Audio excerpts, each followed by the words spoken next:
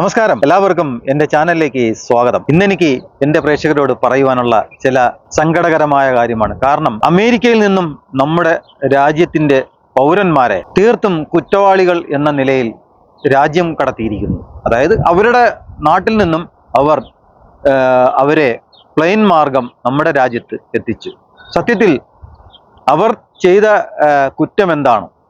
ഒരുപക്ഷെ അവരുടെ നിയമമനുസരിച്ച്, അല്ലെങ്കിൽ ഒരു രാജ്യത്ത് നിന്നും മറ്റൊരു രാജ്യത്ത് പോയി നമ്മൾ ജോലി ചെയ്യുകയോ പഠിക്കുകയോ മറ്റെന്തെങ്കിലും ചെയ്യുമ്പോൾ അവരുടെ അനുവാദം ഇല്ലാതെ, അല്ലെങ്കിൽ അതിൻ്റെ വിസ കാലാവധി കഴിഞ്ഞിട്ടോ മറ്റേതെങ്കിലും തരത്തിലോ അനധികൃതമായി ആ രാജ്യത്ത് നമ്മൾ തങ്ങിയാൽ തീർച്ചയായും നമ്മളെ അവർ കണ്ടെത്തും. അവരെ അവിടുന്ന് നമ്മുടെ രാജ്യത്തേക്ക് കടത്തിവിടും, അതായത് പറഞ്ഞുവിടും.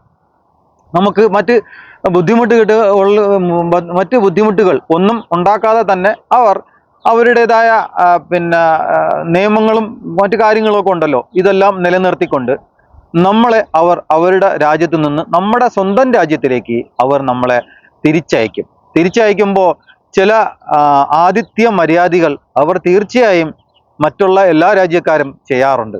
ഈ സംഭവം നടന്നപ്പോൾ കണ്ട ഒരു വീഡിയോ സത്യത്തിൽ നമ്മളെ മനസ്സിനെ വല്ലാതെ വേദനിപ്പിക്കുന്ന ഒരു വീഡിയോ ആണ് കണ്ടത്. അവരെ ഏകദേശം 100-ൽ പരം ആൾക്കാരെ, ആണും പെണ്ണും, അതിൽ കുട്ടികളും. അപ്പോൾ ആണിനെയും പെണ്ണിനെയും ഈ കുട്ടികളെയും കയറ്റി വിടുന്ന കൂട്ടത്തിൽ ഈ ആണുങ്ങളെ, പുരുഷന്മാരുടെ കൈയും കാലും ബന്ധിച്ച് അവരെ നാട് കടത്തി. ഇതിൽ നിന്നും നാം മനസ്സിലാക്കുന്നത് എന്താണ്?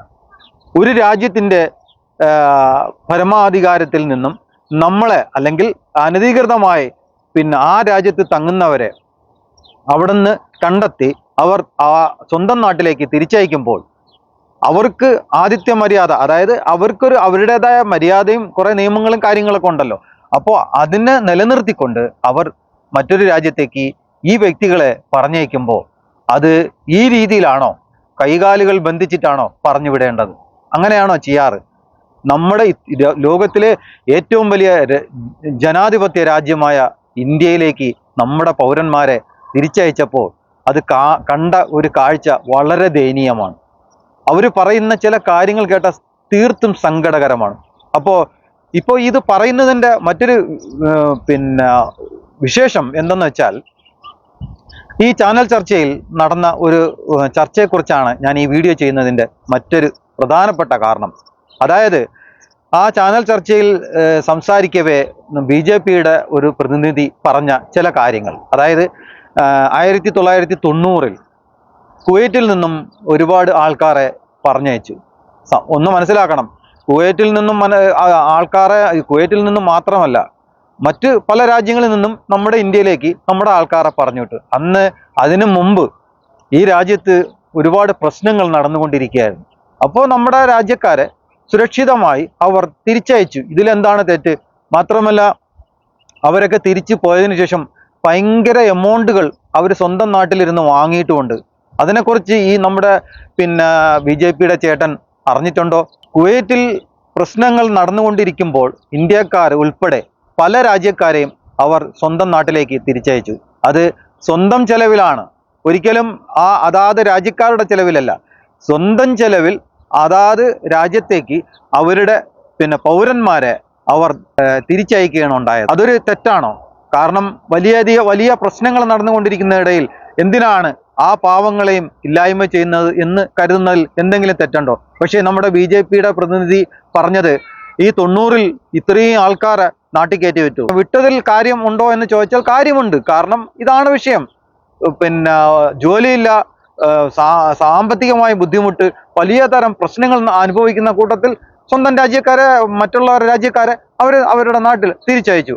പക്ഷേ അവർ തിരിച്ച് നാട്ടിൽ പോയി നിന്നതിന് ശേഷം വലിയ എമൗണ്ടുകൾ ആ രാജ്യത്ത് നടന്ന പ്രശ്നം നടന്നുകൊണ്ടിരിക്കുന്ന സമയത്ത് ആ രാജ്യത്ത് ഉണ്ടായിരുന്നവർക്ക് അവരുടെ തെളിവുകൾ രേഖകൾ കൊടുത്താൽ അവർക്ക് വലിയ എമൗണ്ടുകൾ നമ്മുടെ രാജ്യത്തുള്ള ഇന്ത്യക്കാർക്ക് ഉൾപ്പെടെ പല രാജ്യക്കാർക്കും അവർ കൊടുത്തിരുന്നു എന്നുള്ള കാര്യം നമ്മുടെ BJPയുടെ പ്രതിനിധി ഓർക്കുന്നുണ്ടോ? അതോ അറിയാൻ വയ്യാഞ്ഞിട്ടാണോ അങ്ങനെ പറഞ്ഞതെന്നും മനസ്സിലാകുന്നില്ല. കാരണം അദ്ദേഹത്തിന് ആ വിഷയങ്ങളൊന്നും അറിയാൻ ചാൻസ് ഇല്ല. അതുപോലെ പറഞ്ഞത് ഇപ്പോ ആ രാജ്യത്തിന്റെ നിയമം മാത്രമാണ് നടപ്പിലാക്കിയത്. എന്താണ് കൈകാലുകൾ ബന്ധിച്ച് ഒരു നായ്ക്കളെ പോലും അല്ലെങ്കിൽ മൃഗങ്ങളെ പോലും അത്തരത്തിൽ കൈകാലുകൾ ബന്ധിച്ച് ഒരിക്കലും ആരും അത് ബന്ധ്യസ്ഥനാണ്. അതായത് അടിമത്വം. ആലോചിക്കണം, നമ്മുടെ ഒരു സംസ്ഥാനത്തിന്റെ അത്ര വലുപ്പം പോലും ഇല്ലാത്ത രാജ്യങ്ങളിൽ ഇവരുടെ മിലിറ്ററി വിമാനം ചെല്ലാൻ സമയത്ത് അവരുടെ നാട്ടിൽ ഇറക്കിയില്ല. ആഭ്യന്തര യുദ്ധവിമാനം അവരുടെ സ്വന്തം യുദ്ധവിമാനത്തിൽ ഈ ആൾക്കാരെ കയറ്റി കൊണ്ടു ചെന്നപ്പോ അങ്ങനെ ഒരിക്കലും നാണം കെടുത്തി അല്ലെങ്കിൽ മോശപ്പെട്ട രീതിയിൽ എൻ്റെ ആൾക്കാരെ ഞങ്ങളുടെ രാജ്യത്ത് കൊണ്ടുവരാൻ പറ്റില്ല എന്ന് പറഞ്ഞ നട്ടലുള്ള അധികാരികൾ ആ രാജ്യത്തുണ്ടായിരുന്നു. പകരം അവരെ ഭീഷണിപ്പെടുത്തി 25% ടാക്സ് എന്നുള്ളതിന് 50% അവരെ ഭീഷണിപ്പെടുത്തി. അപ്പോൾ അവരെന്താണ് ചെയ്തത്? അവരുടെ രാജ്യത്ത് വിമാനം അയച്ച് അവരുടെ പൗരന്മാരെ അവരുടെ സ്വന്തം നാട്ടിൽ തിരിച്ചു കൊണ്ടുവന്നു. അപ്പോൾ ആ ചാനൽ ചർച്ചയുടെ ചില വിശേഷങ്ങൾ നമുക്ക് ഒന്ന് കേൾക്കാം. ശ്രീ കെ പി നൌഷാദ് അലി, അറവ് മാടുകളോട് കാണിക്കുന്ന ദാക്ഷിണ്യം പോലും ഇന്ത്യൻ പൗരന്മാരോട് അമേരിക്ക കാണിച്ചിട്ടില്ല. അവർ പറയുന്ന ഈ 40 മണിക്കൂർ അനുഭവിച്ച നരകയാതനയെ കുറിച്ച് പറയുന്ന കാര്യങ്ങൾ കേട്ടാൽ നമ്മുടെ കണ്ണ് നിറഞ്ഞു പോകും. ടോയ്ലറ്റിൽ പോവാൻ കെഞ്ചിയിട്ട് സമ്മതിക്കുന്നില്ല, കെട്ടഴിച്ചു വിടുന്നില്ല. വിലങ്ങോടുകൂടിയാണ് ടോയ്ലറ്റിൽ പോലും കയറ്റിയിട്ടുള്ളത്. ഭക്ഷണം കഴിക്കാൻ വേണ്ടി വിലങ്ങൊന്ന് അഴിച്ചു തരുമോ എന്ന് ചോദിക്കുന്നു. പറ്റില്ല, വിലങ്ങിട്ട് കഴിച്ചാൽ മതി എന്നാണ്. ഇങ്ങനെ ഇന്ത്യൻ പൗരന്മാരെ അവർ അനധികൃത കുടിയേറ്റക്കാരായിക്കോട്ടെ, ഇന്ത്യൻ പൗരന്മാരെ ഇതുപോലെ ട്രീറ്റ് ചെയ്തിട്ട് ഒരു കുഴപ്പമില്ല, ഇങ്ങനെയൊക്കെയല്ലേ പ്രോട്ടോകോൾ എന്നൊരു സർക്കാർ പറയുമ്പോൾ എങ്ങനെ പ്രതികരിക്കും? അഭിലാഷ്, എനിക്ക് ഈ രാജ്യത്തെ BJP പ്രവർത്തകരോട് അല്ലെങ്കിൽ ഈ ചർച്ച കേൾക്കുന്ന BJP പ്രവർത്തകരോട് എനിക്ക് പറയാനുള്ളത്, ഈ അമേരിക്കയിൽ ഡൊണാൾഡ് ട്രംപിന്റെ പാർട്ടിയായ റിപ്പബ്ലിക്കൻ പാർട്ടിയുടെ ഒരു മുതിർന്ന സെനറ്ററുണ്ട്, ലിൻസേ ഗ്രഹാം എന്നാണ് അദ്ദേഹത്തിന്റെ പേര്. അദ്ദേഹത്തിന്റെ നേതൃത്വത്തിൽ അമേരിക്കയിലെ ഭരണകക്ഷിയിൽപ്പെട്ട ഒരുപാട് ആളുകളുടെ സ്വരങ്ങൾ ഇത്തരം നയങ്ങൾക്കെതിരെ ഉയരുമ്പോഴാണ് അതിന് ഇരയാവുന്ന രാജ്യം ഭരിക്കുന്ന ഒരു പാർട്ടിയുടെ ഒരു സമീപനം ഇങ്ങനെയാവുന്നത്. അതൊക്കെ സംഭവം ശരിയാണ്. സംഭവം കേൾക്കുമ്പോൾ കഷ്ടമൊക്കെ തോന്നുന്നുണ്ട്. പക്ഷെ ഒരു കാര്യം ഞാൻ പറയട്ടെ, ഇവർ ആരാണ്? ഇവിടെ നിന്ന് ഈ രാജ്യമേ വേണ്ട എന്ന് പറഞ്ഞ് ഏതൊക്കെയോ കള്ളന്മാർക്ക് ലക്ഷക്കണക്കിന് രൂപ കൊടുത്ത് ഏതൊക്കെയോ വഴികളിലൂടെ 2-3 രാജ്യങ്ങളിലൂടെയൊക്കെ കയറി എത്രയോ കിലോമീറ്ററുകൾ കാട്ടിലൂടെയും മേട്ടിലൂടെയും ഒക്കെ നടന്ന് കഷ്ടപ്പെട്ട് പട്ടിണി കിടന്ന് ആ പോകുന്ന പോക്കി പലരും മരിച്ച് അങ്ങനെ പോയി ഇവിടെ മറ്റൊരു രാജ്യത്തെ നിന്ന് അനധികൃതമായി നുഴഞ്ഞു കയറി അവിടെ ചെന്ന് അവരുടെ തടവിൽ കിടന്ന അവരുടെ ദൃഷ്ടിയിലെ കുറ്റവാളികളാണവർ ആ രാജ്യത്തെ. അല്ലാതെ ഇവിടെ നിന്ന് ടിക്കറ്റും വിസയും ഒക്കെ എടുത്ത് എല്ലാ നിയമ പരിരക്ഷകളോടും കൂടി അങ്ങനെ പോയവരല്ല ഇവർ. വഞ്ചിക്കപ്പെട്ടവരാണ് വേണ്ട, വഞ്ചിക്കപ്പെട്ടവരാണ് അധികം.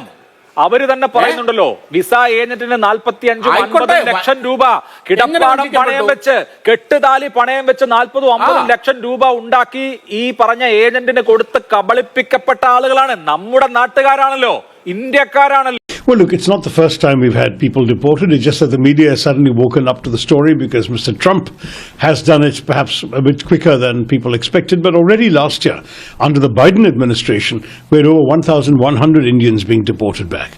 If you're illegally in the US has a right to deport you.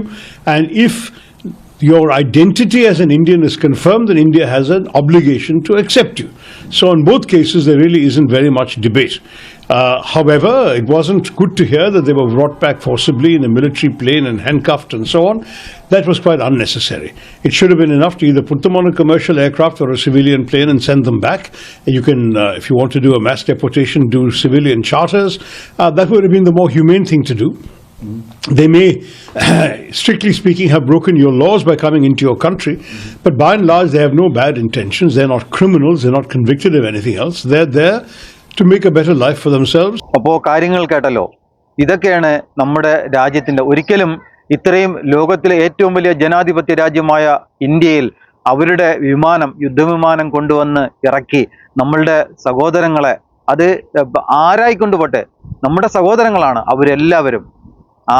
അവരെ കൊണ്ടുവന്ന് ഇറക്കിയ ഒരു രംഗം അവസാനം പാർലമെന്റിൽ പറഞ്ഞ ചില കാര്യങ്ങളുണ്ട്. ആദ്യം നമ്മുടെ വിദേശകാര്യമന്ത്രി പറഞ്ഞത് അങ്ങനെയൊന്നും സംഭവിച്ചിട്ടില്ല എന്നാണ്. പക്ഷേ പിന്നീട് അദ്ദേഹത്തിന് അത് അംഗീകരിക്കേണ്ടി വന്നു. കാരണം ലോകമെമ്പാടും ആ വീഡിയോ അവർ തന്നെയാണ്, അതായത് ഈ കൊണ്ടുവന്ന അവർ തന്നെയാണ് ആ വീഡിയോ പൊതുജനത്തിന് വേണ്ടിയിട്ട് പലതിലും പോസ്റ്റ് ചെയ്തത്. ലോകമെമ്പാടുമുള്ള ജനങ്ങൾ അത് കണ്ടു. നമുക്ക് പിന്നെ, അല്ലെങ്കിൽ നമ്മുടെ മന്ത്രിക്ക് പിന്നെ അംഗീകരിക്കാതിരിക്കാൻ പറ്റാത്ത സാഹചര്യമായി പോയി. മാത്രമല്ല ജോൺ ബ്രിട്ടാസും അതുപോലുള്ള ആൾക്കാർ ചോദിക്കുമ്പോൾ അവർക്ക് ഉത്തരമില്ല എന്നുള്ള രീതിയിലേക്ക് വിഷയങ്ങൾ കടന്നുപോയി. ഒരിക്കലും നമ്മുടെ രാജ്യത്ത് കടന്നു കയറുന്നത് പോലെ ആയിപ്പോയി. എന്തുകൊണ്ടാണ് ഈ ഇദ്ദേഹത്തെ ഭയപ്പെടുന്നത്? എന്തുകൊണ്ടാണ് ട്രംപിനെ ഇത്രയധികം ഭയപ്പെടുന്നത്? അങ്ങനെ ഭയപ്പെടേണ്ട ആവശ്യമുണ്ടോ? നമ്മൾ അത്ര മോശപ്പെട്ട ഒരു രാജ്യക്കാരാണോ? ഇപ്പോ ലോക ജനങ്ങളുടെ മുമ്പിൽ ഇന്ത്യ ഒരു മോശപ്പെട്ട രാജ്യമായി തീർന്നു. ആലോചിക്കണം, കുതിപ്പിന്റെ അങ്ങേയറ്റത്തെ കൊടുമുടിയിലാണ് എന്ന് പറഞ്ഞ് വീമ്പിളക്കുന്ന നമ്മൾ ഇപ്പോ എങ്ങനെയാണ് തലകുനിച്ച് നിൽക്കുന്നത്? എന്തിനു വേണ്ടിയിട്ട് തലകുനിച്ച് നിൽക്കുന്നു?